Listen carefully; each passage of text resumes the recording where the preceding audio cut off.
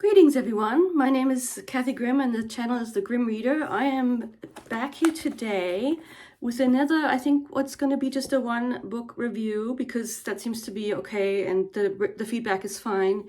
And it's one that I've been reading for a long time and thinking about for a long time, and that is Joseph Roth's sort of canonical work about the end of the Austro-Hungarian Empire called the Radetzkymarsch, or Marsch in German.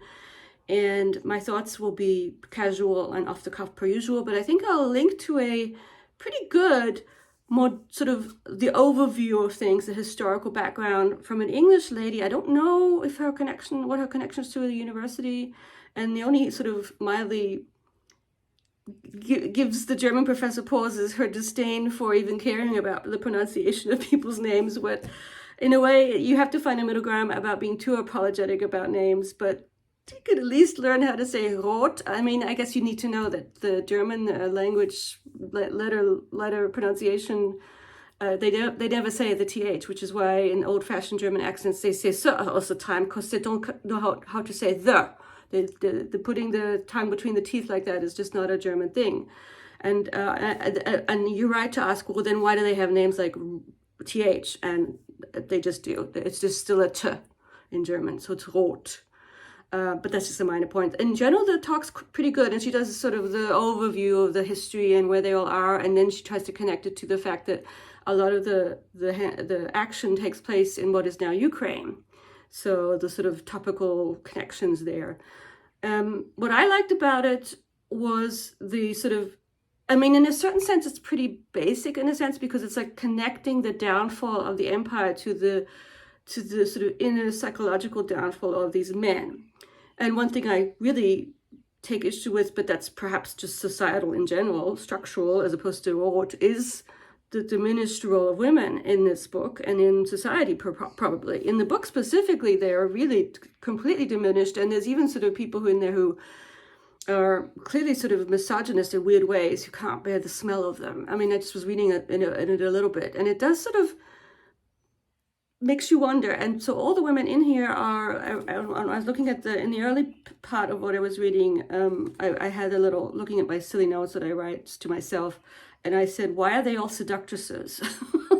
Because the main character, his main interaction with women are women who basically seduce him. One of them, he's still very young, and she's a married lady, and she just kind of wants him, which, yeah, why are they all seductresses? And then, of course, so there's that, and then there's women who are not even bourgeois, who are prostitutes too, that come up a little bit. But all of his relationships are basically married women who are older to our main character, and I do have to say, our main character is an extremely passive and enclosed individual, psychologically speaking. But so, you know, because at some point I wrote something about, oh yeah, well, here, one thing I wrote at the top here is diminished men. It's all about diminished men. And I hate to be topical in terms of the stupid TikTok, but there's that terrible commencement speech that the football person who kicks balls for a living made, and said that women should be wives, etc., etc. But it's almost like he is an example of that in a certain sense. Like they cause all this chaos, and yet they hold on to what they think is right in their strange worldviews. Men rule but are damaged, I wrote here. And so, like, there's psychological examples of this. One of the main ones is basically his, in a certain sense, you could even argue the love of his life is this doctor, a man. Like, there's a lot of homosocial stuff going on, or at least kind of the warmth. And also at the end, you get a lot of warmth in a certain sort of nostalgic, sad way between him and his dad, which is kind of nice, but it's sort of like too late.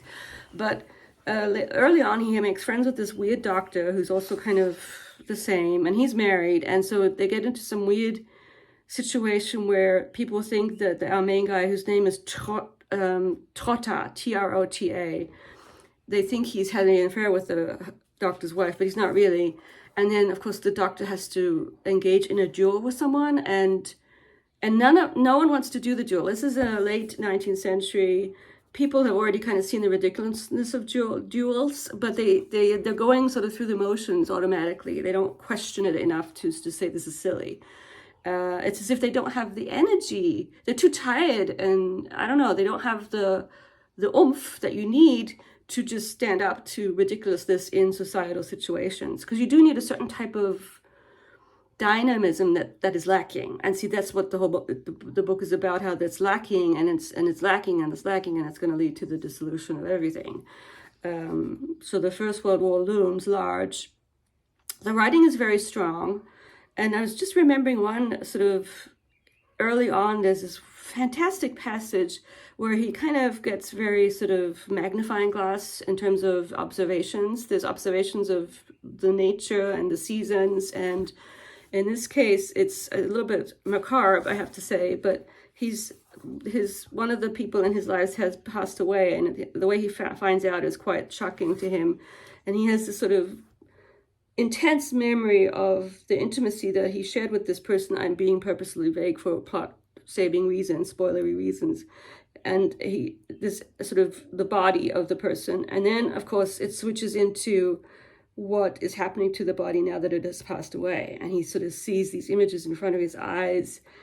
And I think Roth is kind of suggesting that this does cause a kind of trauma, that this is a trauma response that it's very repressed, of course, but that this losing someone that you were very close to in this weird way sets something off, and it's not a good thing in this young man. So it's as if he's learning about life, but he's not learning how to get something positive from what he's learning. And isn't that kind of what life is about? I wrote wow at the end of the passage just because the writing is so shocking and so strong. So I did give it 5. So definitely worth a read if you're at all interested in the Austro-Hungarian Empire. I'm putting a plea out. I'm just looking, yes, admittedly at Wikipedia, the end, the actual dissolution of the empire. So, basically it equals the Roman dissolution in its complexity. And I do not know the ins and outs of it, to be honest. I know, I'm reading about how it was mainly Hungary, and this is post World War I. But also because of World War I. And oh gosh, there's pictures of people, all kinds of terrible things happening. It's fascinating. And my plea is for anyone who's a bit more of an expert on this, do you have book recommendations that you think are good enough to read, that are not sort of getting things that are historically accurate enough, but not too, I'm always, you don't want it to be too niche, but you also don't want historical inadequacies to creep in. And that's what's kind of good about reading fiction about the time, is you kind of get interested in it in a different way, but not necessarily a historically inaccurate way, perhaps even a sort of more perceptive way into what's going on, psychologically speaking. And the plot is good. It's sad, and his lack of oomph sometimes is a little irritating, the main character. This is the son, so it's a family saga. It starts with the grandfather, and there's a funny beginning that sets it all into motion. And I'll let you read it. That's actually quite nice how they set it all into motion. And then we get the father who's been told to never be a soldier for some reason, so he's not. And then the father-son relationship, which starts off very sort of autocratic, but then itself kind of changes because of the son being the way he is, and also the father being the way he is. And you sort of see them both crumble in a certain sense, but in interesting, readable ways. And he does become kind of addicted to alcohol, which is sort of par for the course, almost seems to be. And things happen, of course, with money. And there's an interesting sort of the uber father of the Franz Josef, the Kaiser, and how there's almost a personal connection to him, which is for them a bad thing because it helps with the disintegration, because they're so connected to this old regime in a certain sense, and they're not ready for something new. So I do recommend it, and I might post a link to the lovely Radetzkymarsch, which is the sort of upbeat, this is how it was, but this is how it's never going to be again. And there's sort of these moments where he remembers the music itself, and it is very sort of it's very sort of jolly in a certain sense, and the book is anything but. So I think I'll leave my comments there and post this, and I'll get on with all the other things I want to talk to you about. I have one other book that I've finished that I have thoughts about that probably is worthy of a whole video, and then I still have some questions to finish up with. And someone's asked about the Stoic project, which I'm going to try and be more accountable about my projects, because I do have a bit of a tendency to let them linger. And I did sort of, sometimes I do start and not continue with them. Specifically, there was one in the spring, but it was just too much with my work. So putting too much on your plate and then having to shove things off is a bit of a pattern, but I'm sure I'm not the only one. I'm just happy to be done with the semester. I still have to put in the grades officially, but everything is done, wrapped up with a pretty bow, I hope. And on to the summer and good things and lots of reading and hobbies and just relaxing and getting over the amount of work I was doing. Anyway, I'll leave it there. 10 minutes seems to be about right. So this is did give it 5 stars, but with some reservations, and I do recommend it. I'm not sure, I'm sorry, I don't know about translations, but the lady she read a translation of it, and she speaks to it in a very sort of, so there are good translations out there. If people know about them, let me know. I'm sorry I'm bad with translations, because I just read them in the German.